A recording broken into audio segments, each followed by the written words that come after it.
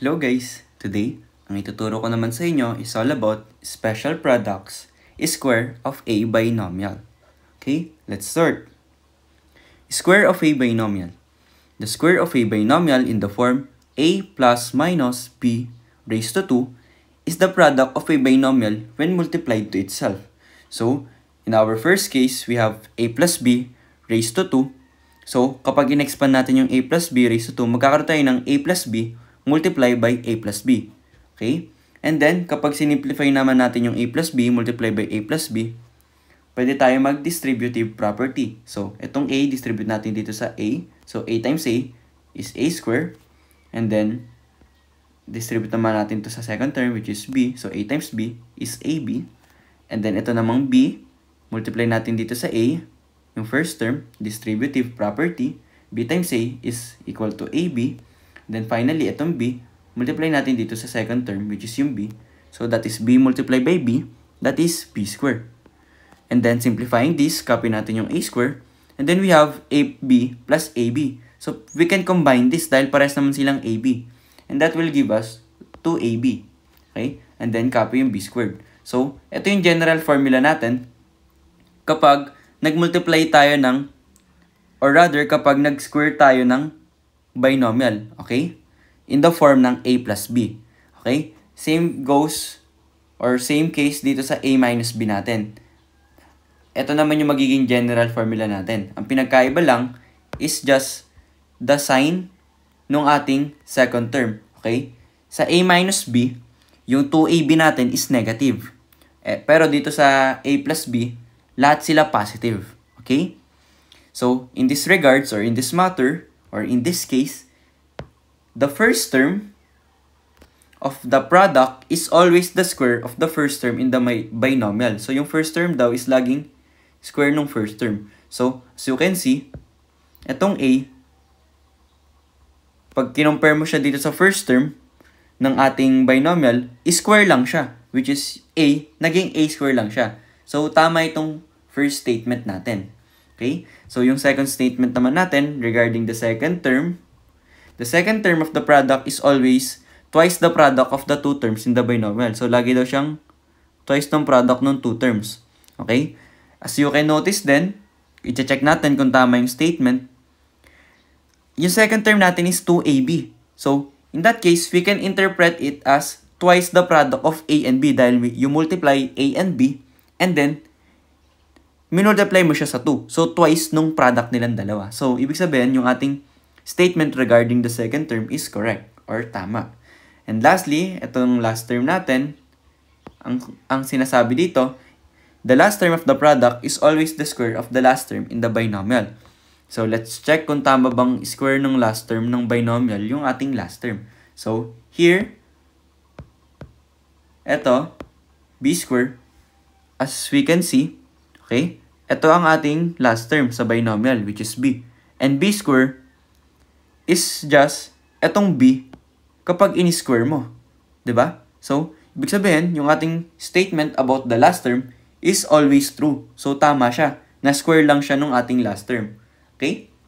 So, to further understand these two general formula that we have sa square of a binomial natin, we will have examples. Okay? So, for our example number 1, find the product of the quantity x plus 4 raised to 2. So, we can expand yung x plus 4 raised to 2 to x plus 4 multiply by itself, x plus 4. Okay? And then, sa general formula natin, kapag ganitong positive yung ating sign or yung operation natin dito, ang ating form is equal to a squared plus 2ab plus b squared. Okay? So, itong first term natin sa ating product is just the square of our first term. Okay? And then, ito namang second term natin is just twice the product ng ating two terms. And then, finally, yung ating last term or our third term is just the square of the second term in our binomial. Okay? So, to find the product using this general formula, we will first find ano yung A, ano yung B, or determine ano yung A, ano yung B sa ating binomial. So, madali lang siya. Basically, itong x, that is our A, and then itong 4, that is our B. Okay? So, substituting that sa ating general formula na a squared plus 2ab plus b squared, we will have yung A, which is x, magiging x raised to 2 lang siya. Okay? Dahil kakopy lang naman natin tong exponent na 2. Okay? Plus 2, copy natin tong 2 dahil constant yan. Then, multiply by a and b. Okay? So, the product ng ating two terms, which is a and b. So, yung a natin is x. And then, yung b naman natin is 4. So, 4 dito. And lastly, yung ating final term, or yung ating last term, is in the form of b squared. Eh, yung b natin sa ating example is 4. So, yung 4, i-square lang natin siya. So, we have 4 raised to 2. Okay? And then, simplifying this, we will have, copy lang natin yung x squared dahil nakasimplify na siya. Plus, yung 2 times x times 4, we can multiply this 2 constant, which is 2 times 4. And then, re-retain natin tong x. So, 2 times 4, we will have 8. Then, retain natin yung x, copy lang natin siya. And then, finally, we have 4 raised to 2. And 4 raised to 2 is equals to 4 times 4. And 4 times 4 is equals to 16. So, ito na yung ating sagot. Ito na yung ating product. Given the binomial x plus 4 raised to 2. Using yung general formula natin na a squared plus 2ab plus b squared. Okay?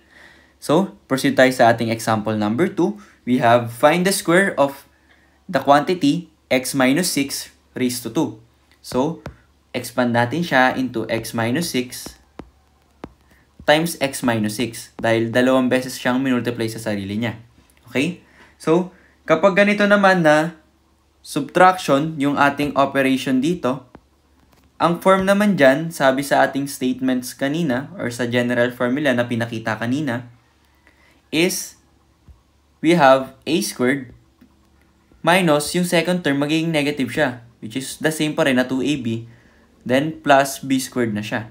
Okay? So now, identify uli natin ano yung a, ano yung b, and basically, this x is our a, and then yung negative 6 natin, or yung 6, is our b.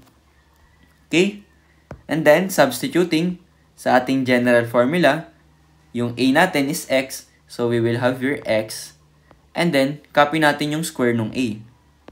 Okay? So, this is x squared.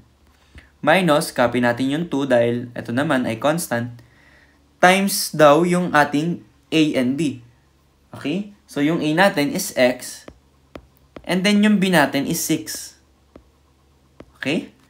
Plus, yung sa ating last term, we have the form b squared. Yung b natin is just 6. So, i-square lang natin siya. So, we have here 6 raised to 2, or 6 squared rather. And then, by simplifying this, yung x squared, nakasimplify na siya. Copy lang natin siya. Minus, etong dalawang constant, pwede natin siyang pagsamahin ulit. Or, imumultiply natin siya sa isa't isa. And then, etong x, retain natin siya.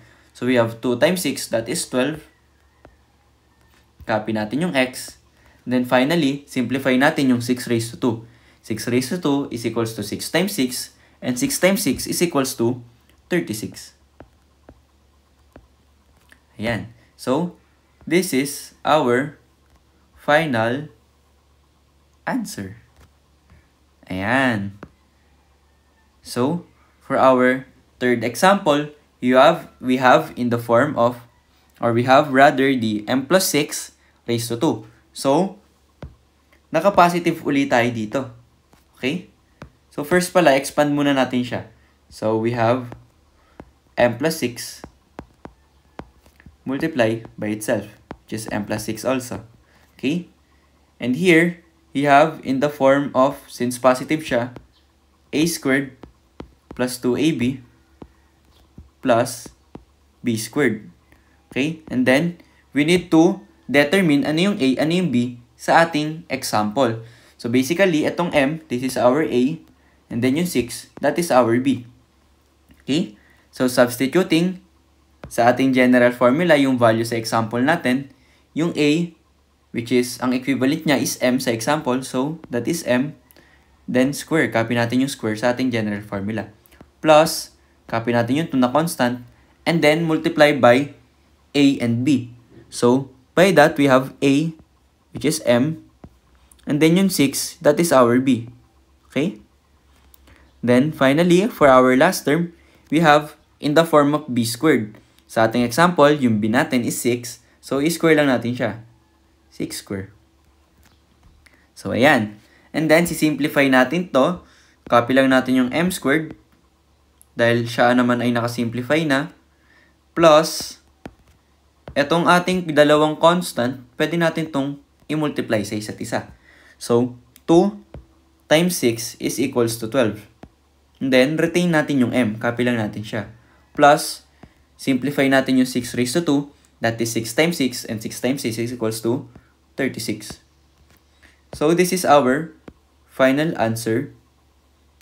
Or this is our product dun sa M plus 6 raised to 2. Okay? And then, for our example number 4, we have N minus 8 raised to 2. So, for this example, hayaan ko kayong sagutan to analyze or to see kung nagagets nyo ba yung ating pinag-aralan on how to square a binomial. Okay? Kindly comment down your answer sa ating chat box and let's see kung tama ang inyong mga sagot. Okay? And also, that's it for our video for today. I hope may natutunan kayo. If you have questions or any clarifications, kindly comment down sa ating chat box and sasagutan natin siya sa mga susunod pang araw. Okay? So, I hope uli may natutunan kayo and that's it for our video for today. Maraming salamat sa panonood.